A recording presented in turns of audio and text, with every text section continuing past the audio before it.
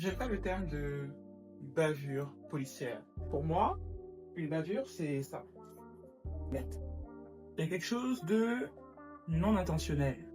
C'est pas fait exprès. Maintenant, quand on parle de violence policière, il y a rarement un caractère non intentionnel.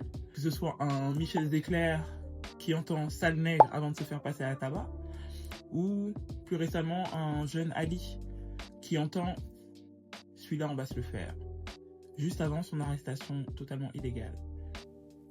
Qui est venu vers moi et qui m'a dit, toi tu nous fais courir.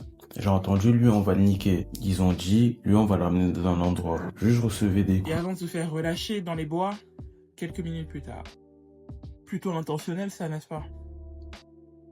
Et ce constat a une saveur tout à fait particulière lorsqu'on sait que depuis 2019, de nombreux groupes néo-nazis, racistes ont été identifiés, des groupes WhatsApp dans la police, dans les forces de l'ordre françaises. Donc oui, je pense qu'on va retirer le terme de bavure.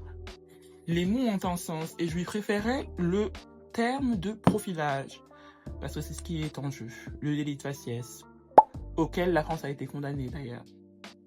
Et quand on voit les sanctions françaises retenues à l'égard de ces policiers véreux, d'un policier tueur de Noël devenant un millionnaire au caractère raciste n'étant pas retenu dans l'affaire Michel Desclerc, faut le faire quand même franchement.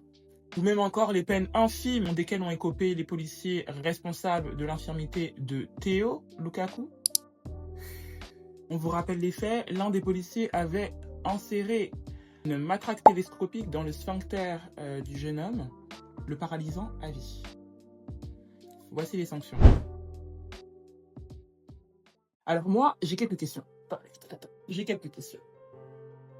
La première serait, quand est-ce que les autorités compétentes enquêteront sur les implications de ces policiers, sur leur responsabilité, leur racisme également franco, avec des peines dissuasives et adaptées, parce que jusqu'alors là, c'est la fête du slip.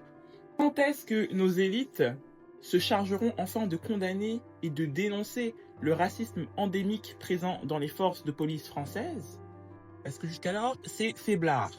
À moins que plus qu'une négligence, ce soit une allégeance dont nous font part les autorités pourtant responsables de protéger chaque citoyen de la population française. Vous nous dites si ça vous dérange. Parce que depuis Zied Bouna en 2005, il n'y a pas grand-chose qui a changé. D'ailleurs, j'ai ma théorie. I'll be back.